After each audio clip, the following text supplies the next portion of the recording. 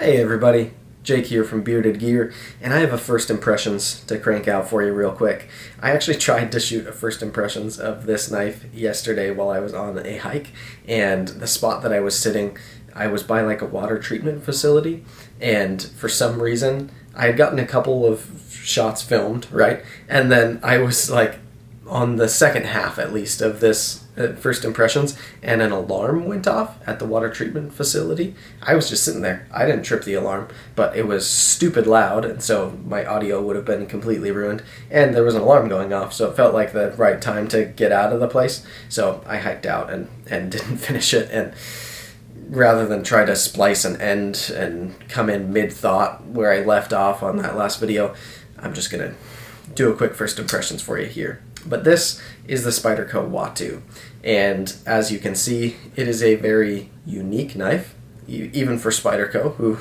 dabbles in unique knives here and there. But this is part of their ethnic series. I am not going to pretend like I know anything about their ethnic series. I don't think I've owned any other knives from their ethnic series in the past.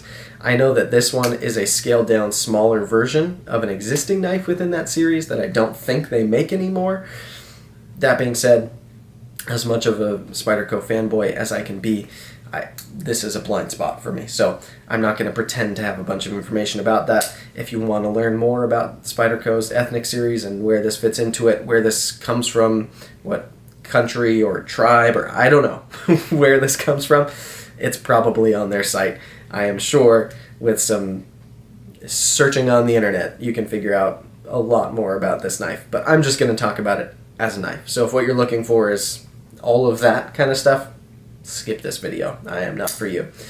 Anyway, as a knife, it feels oddly familiar to me because I've had a couple of Tai Chung models which have been essentially the same exact material selection except for the blade steel. But like, you can't feel the blade steel, at least I can't. If there's anyone who can tell by if this wasn't marked, if you could tell me whether this was S30V or CPM 20CV, I would like to know how you accomplish that with the naked eye. Anyway, I've owned the Smock, which is the same handle material, liners just like this basically, and satin blade. That one had not a wire clip, it had the spoon clip, but I put a deep carry clip on it anyways. I also had a Sage 5 a ways back, which was, again, other than the blade steel, identical material selection. So this feels very like Tai Chung compression lock Spyderco to me. And the action even feels really similar to that Sage 5 that I had. Anyway, this knife is being loaned to me by Lefty EDC. I should say that before I go any further. His link to his Instagram will be down in the description below. Super cool guy. Really appreciate you lending this to me, buddy. So check him out if you are A, into knives, especially B, if you're a lefty, because he inherently picks knives that are lefty friendly, and if you're looking for recommendations on lefty friendly gear, he's probably a great guy to talk to. Anyway, this is his knife which he sent to me. Actually, he had Ray from Everyday City Carry podcast, Everyday City Carry, I think his channel's just Everyday City Carry. Anyway, I'm getting away from myself. Ray sent it to me because Lefty EDC had sent it to him first. And Lefty EDC is going to be down in the description below. So, where were we? Materials. It feels like a Sage 5 in its construction. Feels a lot like a Smock in its construction. I think a lot of why I'm getting that sensation is because this handle material. So, to be totally frank with you, this is one of my, I don't want to say least favorite handle materials, but it kind of is. It's not that it doesn't look nice, and it even feels pretty good. I wouldn't say it's like my favorite to the touch, but what they've done here is they've taken G10, it's black G10, and then they've laid a sheet of carbon fiber on the very surface of it. So this final surface layer is carbon fiber, and it's real carbon weave that's on there. You can see the way the light catches it. It actually looks pretty good. But I guess I don't really see the point. I would assume it's a cost-saving thing.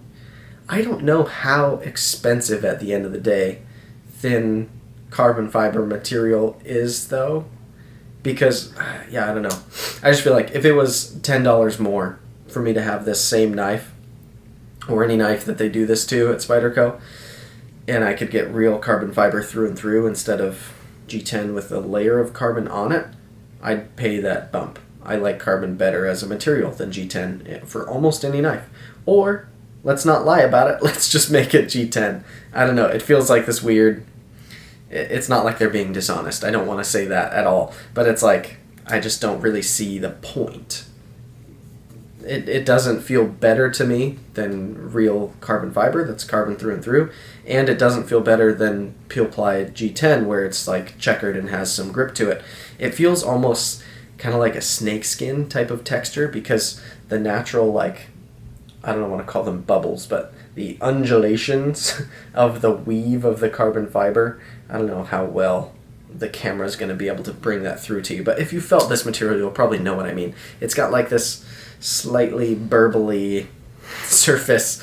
It's different. I don't hate it, but I also, you can tell, I certainly don't love G10 with carbon as a final layer. So, if you've felt that handle material before, you'll know what it feels like. And that's, I think, why to me this feels like a smock or like a Sage 5. Because those are the knives that I've had before that have this exact same handle material. And the Sage 5 was also compression lock. The Taichung compression locks have a slightly different feel to me than Golden Colorado compression locks. Obviously the mechanism is the same mechanically. It does the same thing. But maybe it's the pressure on the bar, the tension of the arm, something. It's just, I guess have to hold them like side by side and really try to identify it. It's not even that I like one more than the other per se. It's just it doesn't feel quite the same as a Golden Colorado compression lock. But yeah, so we've got a wire clip here. The wire clip is done very well. I like that the wire clip comes all the way to the butt of the knife. That is how a wire clip should work, in my opinion. If you make a wire clip or a otherwise deep carry clip and you mount it down here so that there's still this much of the knife sticking out of your pocket, I will call you out. That, in my opinion, that was a bad move. I don't understand putting deep carry clips on knives and then not putting them to where they let the knife actually carry deep in your pocket. In my mind, the existence of the deep carry clip, the loop over style clip, is to make a knife slide all the way into your pocket so that you can't see knife anymore. So, kudos to them for putting it all the way to here. Spyderco doesn't always do that. So, that's very good. The liners are, as you can see, because there are holes that pass all the way through this knife, they are drilled out. We can say that's for weight relief, we can say that's for aesthetics. I'm not sure. I feel like I heard somewhere that the holes in the handle on this are because traditionally this knife, wherever it originated from, was sometimes lashed to a stick to make a spear. I can't see anybody doing that with the Spyderco Watu. I wouldn't recommend it. I don't think this would make a particularly good spearhead, but you can. So, I guess there's that. Now, the real great thing about the material selection here, because steel liners, fine. Standoffs, fine. Wire clip, great. Compression lock, I dig. I'm all about the compression lock. But the real, standout thing that I'm really glad they did, that I'm almost kind of surprised they did as well, is that they used CPM 20CV. Because my smock, my Sage 5, and many other standalone knife models in Spyderco's lineup. Knives that aren't getting sprints and exclusives and all that kind of stuff. They're just like a one and done kind of model, which this seems like to me. I don't know, maybe they'll do sprints or exclusives with this. It's possible. But from what I can see, a lot of the time, those knives are getting Spyderco's kind of baseline steel for this class, if you will, which is S30V. And S30V is a fine steel. But when this knife came out, I don't know, 2 months ago, something like that, I would have had zero interest in it if it was another S30V compression lock, G10 with carbon fiber on top of it, Taichung, Spyderco. it just wouldn't have been at all exciting for me, especially because I don't love the way this knife looks. I'm not like, oh, I'm so drawn to this profile. It's a weird looking knife in my opinion. But 20CV is a great blade steel. And I love compression locks. I love wire clips. There's a lot that is going for this, as much as it's just kind of another Spyderco. It's also like, it's got all the right things that I love from Spyderco. So I guess what I'm trying to say is what was most compelling to me about this knife on paper before getting it in hand was deep carry wire clip right out of the box, CPM 20CV, and compression lock. What has stuck out to me now that it's out of the box is that it's heavier than I thought it was going to be. I wouldn't say this is a heavy knife. This knife is like, I imagine if I put it on a scale, it's not going to be heavier even than maybe my Para 3. Maybe it would be a little heavier than my Para 3, probably actually. But it's probably similar in weight to a Para 3. But it doesn't seem like it should be. Like when I look at this knife and how it's kind of a slender profile, it's not very thick this way, the blade stock is really thin. It's weird to me how it just has this kind of, I don't even want to say like chunkiness or anything like that. It doesn't feel thick or like too heavy per se. It's just heavier than I perceived it would be.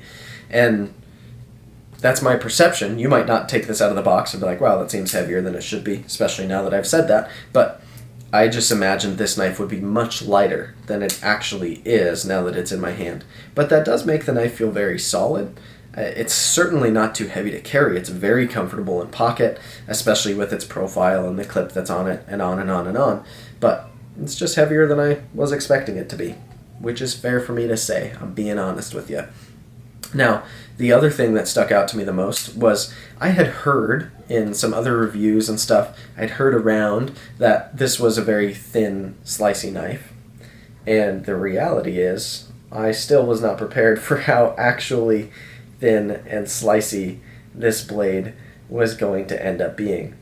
Because this is an absolute anomaly, a rarity of thinness for a production knife in my experience thus far. I handle a lot of production knives. I've handled a lot of production knives before I started my channel. I handle a lot of Spydercos in general. And this nice thin blade stock with a tall full flat grind, this is a great EDC blade. Like for actual, it's kind of like I just reviewed the Niche Designs Ingress, which is designed for cutting cardboard and tape and zip ties and like real EDC, what most real people are doing with their EDC knives. It's not overbuilt, it's not trying to be outdoorsy, it's trying to excel at being slicey for EDC tasks. And that knife is great at it. So is this one. I don't know if that was the designed intention. I can't imagine looking at this knife and knowing that it's from something called the Ethnic series and probably has a long, like hundreds years long history behind this type of profile and knife design for them to make a knife modeled after it. I can't imagine that where this knife came from hundreds of years ago, that it was focused on cutting cardboard. Just, that wouldn't make sense in my head. But the way that they've ground this knife and made it work as a pocket knife in 2020 feels like a realistic estimation of what people are actually doing with their compression lock small Spydercos in this size range. It's really, really good at cutting.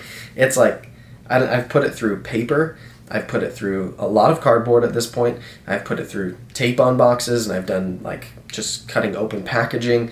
I've put it through, I did a little bit of rope just to see how it would do. It was great at that.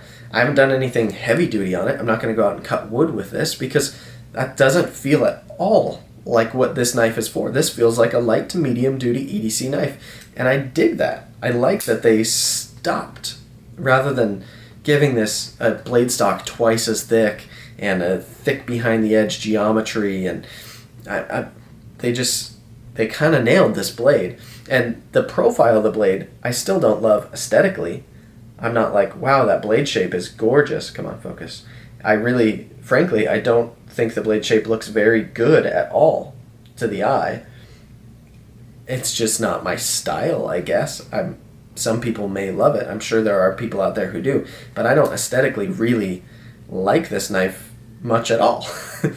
But it's really good at cutting. And the ergos, for how like blocky and rectangular this whole thing looks, are actually, again, a lot better than I was expecting they would be.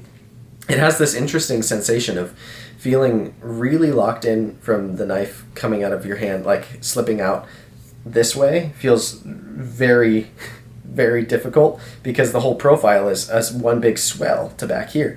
And then up front, we've got just a little bit of a guard with some of the like lightest jimping I've ever felt from Spyderco. A lot of Spyderco's jimping can be really tight, but kind of sharp if you really press on it. It's so tight that when you're like using it in a normal grip, it doesn't feel that sharp, but individually, each of the little teeth is actually kind of sharp. Here, it's softer than usual. Maybe Taichung is doing jimping like this. I'm trying to remember if I've had a Taichung knife kind of assembled somewhat like this that had jimping on it, and I don't remember. But the jimping is totally non-aggressive, and it feels really good. It also, there's no jimping up here, which is great, and again, kind of weird for Spyderco. I feel like I would have assumed there would be jimping here knowing Spyderco.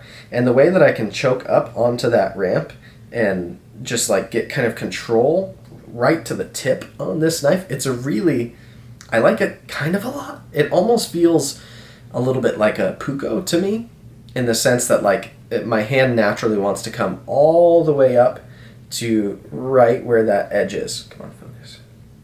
Every time it catches my eye, it wants to focus on my face. Anyway, it like my pointer finger comes right up to that edge, but with the way the jimping is dialed, it's like a great indexing point, and where it puts my thumb, it just feels really good. Like I could carve, or I can get really detailed with this knife, and it feels locked in a nice way without being like hot spotty or like having to have finger grooves to be locked in. It's still a very neutral shape, so I imagine with virtually any size hands, you'll have a similar experience grip-wise on this knife. It really works. So, I don't know. We'll see after my whole week with this knife whether it creates a hole in my collection that needs to be filled by me ordering one. Because the reality is I have like 10 Spydercos right now. And this knife, at the moment, doesn't feel like as great as it is at cutting. I've got other small slicey knives, and it's just I don't love the aesthetics of it. And maybe I'll learn to forgive them. It's not that I hate them. It just doesn't excite me at all. And I think a lot of it also genuinely is the handle scale material. The first time that I experienced this scale material would have been on the Sage 5, on a knife of my own. I'd probably held one before that with it, but I don't know. It just doesn't quite sit right with me, having one layer of carbon fiber, like just a sheet of carbon laid on top of G10. If it was $10 more, $15 more, $20 more, to just have real carbon scales on here, scales like the ones on my Capara, which coincidentally is in pocket today. I mean, the difference, come on, focus, between this real carbon fiber, which looks and feels phenomenal, compared to this carbon over G10. It's just, I vastly prefer the real carbon fiber. And this just feels like, what? Why are you teasing me with a layer of it? I just either want the material or I don't. And I don't know, some people probably love this handle material, but I don't really see the advantage of it. I guess aesthetically you can make an argument that it does look good, like a good carbon weave. It's just not for me. I don't know. So I guess those will be my first impressions. I'm still a little bit scattered on this knife. The cutting performance and the ergos are really, really good. The compression lock functions well. It carries pretty well. It's fairly slim. It's like there's a lot that's really good happening for this knife. But the handle scale material I'm not totally sold on, and the aesthetics of it. Like, I'm kind of a shallow guy when it comes to knives. I like knives that aesthetically work for me and get me excited, and I think that's fine to admit that a lot of the time the gear I buy, I want to look good. Knives should be cool in my opinion, and this feels a little too funky to be cool. But I don't know, maybe I'll keep looking at it at different angles and the light will catch it just right one of these times, and I'll decide, you know what, it is a great looking knife. We'll see. I don't know. For now, it's kind of funky. But I'm glad I'm getting to check it out, and I am genuinely impressed with its performance. So I guess those will be my first impressions. This is the Spyderco Watu. There will be a full review coming fairly soon. And again, this was loaned to me by Lefty EDC. Check him out on Instagram. His link will be down in the description. And I will see you guys very soon.